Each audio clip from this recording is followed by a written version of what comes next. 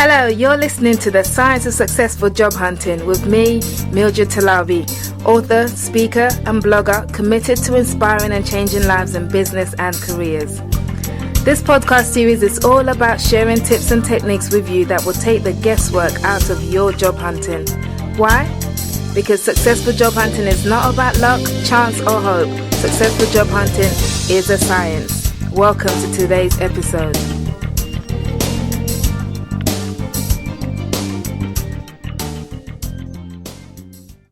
Hello and welcome to today's episode of The Science of Successful Job Hunting. It's so good to have you here with us today. Now, if you're a mum or a dad returning to work after some time off looking after a new baby, or you've taken a study break, a gap year, or any other kind of break in your career, then you're going to love this episode. Now, my guest for today's show is the co-author of an ebook called Mind the Career Gap, which is filled with simple solutions for making your career gap work for you, or your career break. Now, prior to writing this book, Daniel Walker spent 7 years as a careers advisor, helping job seekers successfully make the transition back into employment after a career break. In this episode, Daniel will be sharing tips on how you can make the most of your career break while you're still on it and when you're ready to return to work. So without further ado, it gives me great pleasure to welcome to the Science of Successful Job Hunting, Daniel Walker. Hi Mildred, thank you for having me.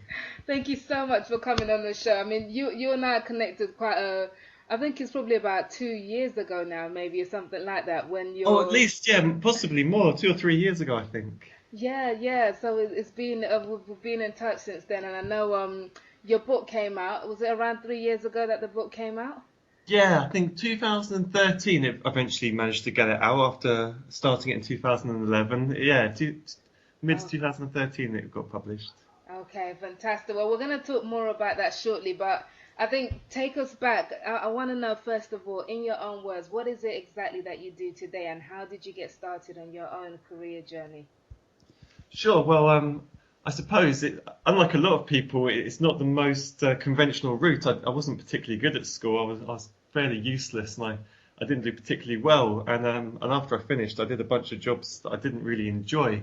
And I felt like I was kind of banging my head against a brick wall and I was stuck. Because I knew that I was bright, not super bright, but I knew that I could still offer a lot more than I was able to at the time. And certainly with like job seeking, I was making lots of mistakes, often repeatedly. So I was getting a bit frustrated about it all. But I started to reflect on, on my past and the things that I'd enjoyed. And eventually I realised that the two things that I'd really enjoyed were some voluntary work I'd done, which was when I was at university, which was the Nightline service, which is a bit like Samaritans. And I'd also really enjoyed the period I'd spent at music college. And I kind of thought, well, I'd like to work in a college environment, and I'd like something that has that element of helping people as well, from which I realised I got a kick out of when I did the voluntary work. So luckily I managed to get a fairly junior role in the college. And then it progressed quite quickly from there, and ended up doing careers work, which some of my friends laughed at, seeing as I hadn't had much of a career of my own by that point. But I really enjoyed it, and I learned a lot about it. So while I started off, I was quite a novice, working together with other people every day. Over the years, I felt like it was something I learned a lot about. Mm-hmm. You said you went to music college. Are you quite musical? Well, I tried to be. Yeah. I played the bass guitar as my main instrument, so I've played in a few different bands over the years, like jazz bands and rock bands and things like that. I'm not the most talented one, but I always show up on time, and that seems to help a lot. That's one part of it. And then the junior role you got at the college in careers. What was this role exactly? It was quite a broad role, actually. So it involved careers, but also it involved a lot of welfare and sort of general advice, not just to students, but also to people in the local community. So there was a lot of adult clients as well, some of them being made redundant. Some of them, were looking to join a course just to further their careers where they were working, or some of them just wanted to, to continue learning, so they were interested in the college for that reason. Okay. And then what happened after that? How long were you at this college, and how long did it take you to kind of navigate your way into what you do today? Well, I was there about 6.5 years, and quite early on, I started doing careers qualifications because that was an element of my work. So I started studying, and it was funny because at that point, I started realizing that I wasn't as terrible as my qualifications from school kind of implied that I was. And I really enjoyed studying at that point, where I hadn't enjoyed it at all when I was a teenager. And I started getting really good results, and I thought that was, I thought that was quite inspiring for myself. And a lot of the people I met were kind of in the same boat. I met a lot of people that also hadn't, done fantastically at school, but speaking to them, I could tell that they were bright people, and they were achieving a lot more when they were, in their 20s and 30s, much more than they had when they were teenagers. Mhm.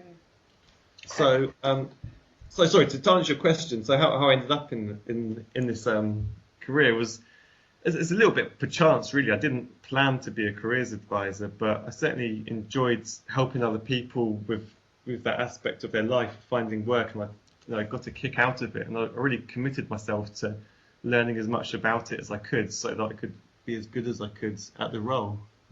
Mhm. And did you plan to specialize with people who have been on career breaks? So again, is that something that just kind of happened along your journey and you thought, oh, I like this?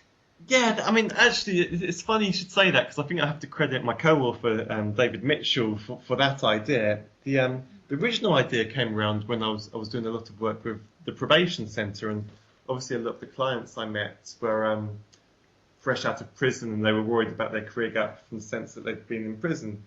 And I thought, well, I think there's a book in this, so, I'd be interested in writing one. And I spoke to my colleague David because I knew he'd written stuff before, and he's a talented writer and he's got good ideas. And he said, yeah, I'd love to be involved. And then he came back after the weekend and he said, well, actually, most of our clients have got a career gap, for one reason or another, not just, your sort of ex-offender clients. There's people that have been raising a family, like you mentioned at the start. There's people that have been made redundant. There's school leavers and graduates who don't immediately find work, and also there's people who are working, but for example, they're the sort of kind of dead end jobs, a bit like the ones I initially started out in, where they don't feel like they're learning and growing. A bit like how in I think I think it was one of your other podcasts. One of the chaps mentioned that it was a green environment where you're learning and growing yourself, and I think that can be considered a career gap as well. Mhm. Mhm. Okay. So and is there like a length of time that qualifies as a career break? I mean, if you have maybe say 2 months out of work, is that a career break on your CV, or is it something longer than that? I mean, where do employers start looking at it and saying, "Oh, this is actually a gap and I need an explanation for this"? Yeah, that's a really good question actually, and something I discussed with David a lot. And I suppose there's no strict answer to it, but he felt that 3 months, anything less than 3 months doesn't need to be considered a career gap. Certainly over the last few years when we had the recession, because it was quite normal for companies to make redundancies and people not to immediately transition into a new job because there were so many people, looking at the same time and so much competition for jobs. So he was looking at 3 months, but it really can depend on the employer. Um, it depends on how much, how much they might think it is worth. So it's hard to say exactly. Okay, so roughly around 3 months, and anything more than that, you need to start really thinking of an explanation. I think so. I think 3 months is a good time to start assessing. Well, if I've been unemployed for 3 months, perhaps now's a good time to start employing a strategy in case it becomes an extended period, where I'm making the most of this gap. Okay. You mentioned that you worked with ex-offenders and while you're working in probation. I think that's quite interesting. It's a bit of an aside, but how do you Yeah. go about explaining that kind of career gap? Where you've been in prison. What techniques did you tell them to employ? Exactly. That's quite that could be quite difficult at first. Luckily, a lot of the guys had been doing qualifications in prison, and most of them were through colleges. So you could put down that they'd been studying with the college and the qualification that they'd studied. So that was one way around it, and some of them were doing work as well in prison, like in the kitchens and things like that. So just by carefully wording the kind of work that they were doing, that was one way to do it. But I suppose the biggest strategy with the career gap is not so much to try and mask an old career gap; it's to make the most of an existing one so that it doesn't look like a gap. So, for example, if you have a 3-month career gap, if you fill that with all different activities, it can really fill up your CV with really interesting, and employers going to be interested in them and make them want to meet you. Okay, okay. Well, I want to find out a bit more about how you do that shortly. But I think overall, in your book, Mind the Career Gap, you and David actually champion career breaks as a good thing. So is that accurate? And if so, why do you hold this view? Yeah, I do think it's a good thing, and I think it's often because you can get a little bit stuck in employment, and especially when you're in full-time employment, and find it difficult to grow or to move on. So sometimes with a career gap, it's actually an opportunity. All of a sudden, you've got much more time potentially than you would otherwise have. A chance to try different things, to learn new things, and to meet new people. And that can be a really positive thing in terms of people's lives and their careers. And it could be an opportunity that they wouldn't otherwise have. Okay, that's good. And there are usually two kinds of career break. Well, there's one that's voluntary, so Yeah. you decide on it yourself, and then there's one that's forced upon you, whether it's a period of unemployment, redundancy, ill health, something else. So are there different approaches to dealing with these different forms of breaks? I don't think so. I usually suggest a similar strategy. I suppose the main difference is that if it's a voluntary one, there's some time to prepare it beforehand to actually plan it all ahead. Whereas if it's kind of it comes up out of nowhere that all of a sudden you're going to work and they're making redundancies, then you don't have as much time to plan. And then what do you do in a situation like that? Well, I mean, my colleague David always felt that the first 3 months, where it doesn't have to be considered a career gap, you can spend it any way you want. You could spend it if you really feel the need to, applying for jobs the entire time and just focusing on applying for jobs. But where after 3 months it could start to look like more of a gap, for example, in your CV, that's when you need to start employing different strategies to try and fill that gap. And let's talk about some of those strategies, because I know the book goes through strategies of what you can do when you're on your career break and when you're planning to return to work. So what's and one of the things you mentioned is in the book is some of the beneficial activities a job seeker can do while they're on a career break. Can you talk us through what some of these activities are? Absolutely, and some of these, I don't think we particularly reinvented the wheel in some, in this case, because this is advice that often has sort of been delivered. But one of the things, for example, would be volunteering, because that can only, in a lot of cases, that's only a few hours a week. It could be just 3 or 4 hours a week. Another activity could be study. So that's been quite exciting over the last few years because there's been introduction of. Have you heard of MOOCs? Yes, these online course things you can do. Yeah, online courses, and actually I've done a few myself, and I just think they're a fantastic idea where universities they kind of realise that their education doesn't have to be quite so exclusive to the point where you have to have a certain level of education to participate or finances. So they started offering parts of their modules for free, and you can try out different things, see if you like them or not. learn about anything you want to learn, and you can include that in your CV, and it sort of demonstrates an actual motivation and a genuine interest in the subjects. Hmm. Is it something employers look MOOCs, would they take it the same way that they would take a non-online course? Would they appreciate it in the same I think way? it depends again on the employer. I think there's some employers that might very well prefer to see a full-on honours degree or a paid-for qualification. But I think there are others that would appreciate the fact that someone's got that level of uh, initiative and self motivation to do this and to learn by self studying. Hmm. And how do you get onto these MOOCs for someone who doesn't know? Do you go onto Google and find it, type in MOOCs, or is it a specific university and you look at what they're offering online? How do you find these courses? I think a good starting point is the UK-based consortium called FutureLearn, which I think is coordinated by the Open University, which has kind of run little things similar to this for quite a long time. But there's a bunch of different universities involved. I know University of Reading is one of them, and quite a few others. And so if you go to futurelearn.com, there's a whole list of the different courses, and then they're all British-based universities, and it has all the different courses that are currently available and the ones that will be coming up in the future. And there's quite a few worldwide. There's some big American ones as well, like there's one called Coursera, which is Coursera,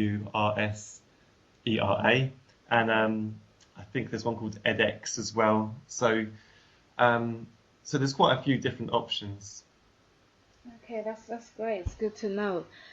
Now, one of the, and I did mention at the beginning that with career breaks, especially the one of the key groups that come to mind the most is usually mothers, Yeah. who are off on maternity leave.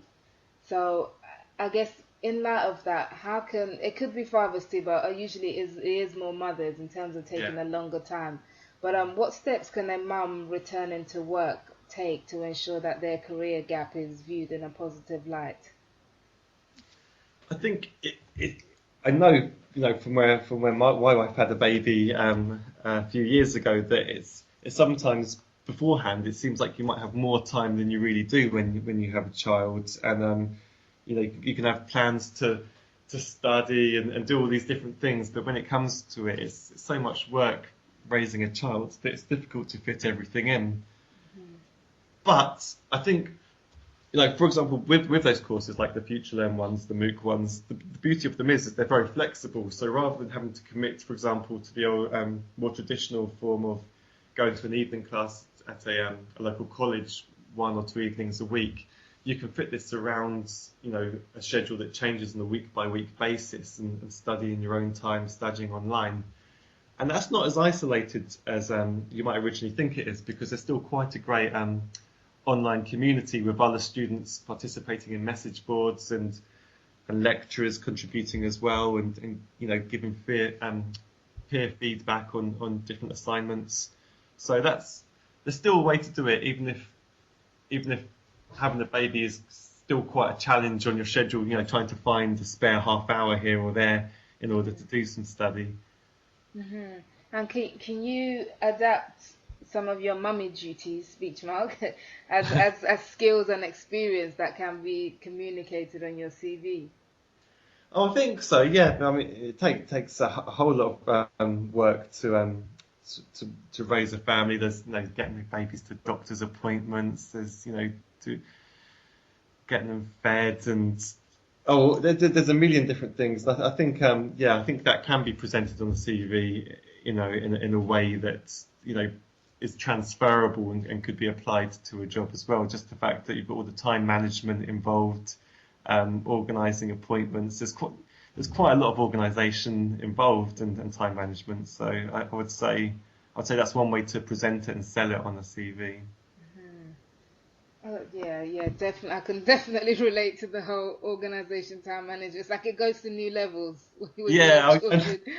no, it's like a military operation sometimes, isn't it? The amount of different things you have to take as well, just for a trip to the shops, the amount of things you have to pack in in a bag. Well, Absolutely, and routine is just like if you don't have a routine, it's just you'll go crazy. You'll get nothing done, you know. yeah. So yeah, but so on that CV one, so just in general, so how should you communicate your career break on your CV? So is it a case of writing, the date, so you fill out the rest of your employment history and then you write dates and then say career break and then explain underneath, or do you kind of absorb it into your employment or voluntary work or education sections? Yeah, well, actually, that's a great way of describing it. I would definitely recommend trying to absorb it into it because a career break, it just seems a bit vague, and I suppose people might look at it, more negatively than if you actually promote all the different things you've done and how busy you've been, but in a way that still makes it relevant to the kind of work that you might be applying for. So if within your career gap there's still things that are happening that are related to employment, and particularly the employment that you'll be going for, then that's a great way to promote it. I feel that with a career gap, actually, even if there's a job you're going for and you've got absolutely no experience in that job, just by doing a bunch of different things in that period, for example, the studying or the volunteering or some other things, you can actually make that first page of your CV scream out that you'll be fantastic for that job because you've shown that determination towards it, and you're learning different aspects of it, in your career gap. Hmm. What about, I think on a slightly not so positive side, what about if you've had a career break because of an illness or a mid to long term illness? How do you, and obviously you weren't able to do anything much in Yeah. terms of volunteering or studying, how do you communicate that? I think in those cases that definitely is a little bit more difficult, but maybe again the trick is with a career gap that's already happened, whether it was with an illness or maybe anything where you haven't been able to sort of devote much time to building your employability. The trick is to not dwell too much on that, but actually to then look at the present and what you can do now, whether you're employed or you're unemployed, to distract from that. So what you're doing now, shows that you're going to be a fantastic employee. So do what you can do now, fill that up on your CV, so that actually when they're looking down, they see, oh, there was a career gap, last year. That's they're not going to mind that as much because they've seen all the fantastic stuff you're currently doing. Hmm. Okay, and should you mention on your cover letter that you have a career gap? I wouldn't recommend it. I think you don't need to volunteer that information unless you feel that you've done so much positive stuff during that time that you feel that that's a good thing to write about. Hmm. So if you feel that actually you've just had a career gap over the last year and that's been such a positive experience and there's all these different things you've done that are going to make you fantastic for this job, then yeah, you could mention it because actually then it's not so much a career gap, but all a building block towards your next job. Okay, yeah, that makes sense. Okay, and I think in the book as well, part of the action points that you go through in the Mind the Career Gap is, so you and David say that you should plan your week as if you're still at work by creating a weekly plan for yourself. Yeah. Yeah, so can you give us an example of what such a plan would look like? Absolutely, and this would be different for every different person because we've all got different responsibilities and things going on in our life. But for example, if you start with an absolutely blank schedule, so and you've broken it all up, Monday to Friday into different hourly slots, maybe from 9 to 5 or whatever suits you. You start off by putting in the things that you absolutely have to do. So taking your kids to school could be a number one priority. So put that in there and block out those slots at between 8 and 9 a.m. and between 3 and 4 p.m. for example. Any other things that you have to do, it could be a part-time job or visiting or helping relatives or anything at all. Appointments that you have to go to, fill those up, and then with the remaining gaps, then look to fill those up with activities that will that are going to be enjoyable for you, but are also going to help your employability and help your next job.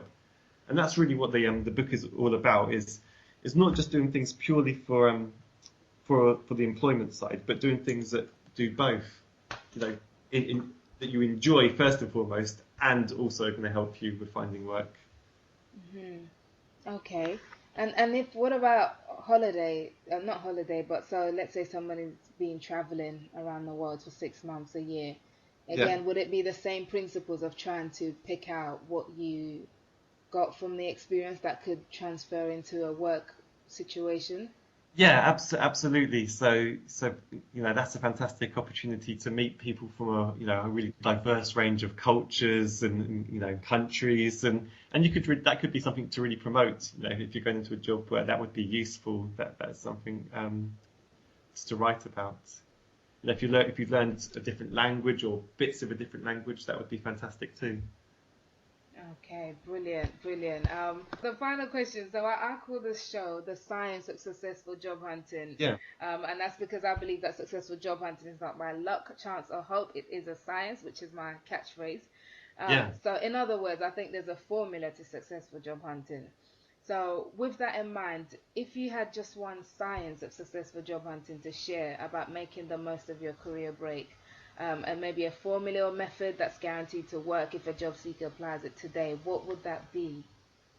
I think the most important thing is to build that schedule, to schedule in with your time for job searching. Don't focus 100% on applying for jobs.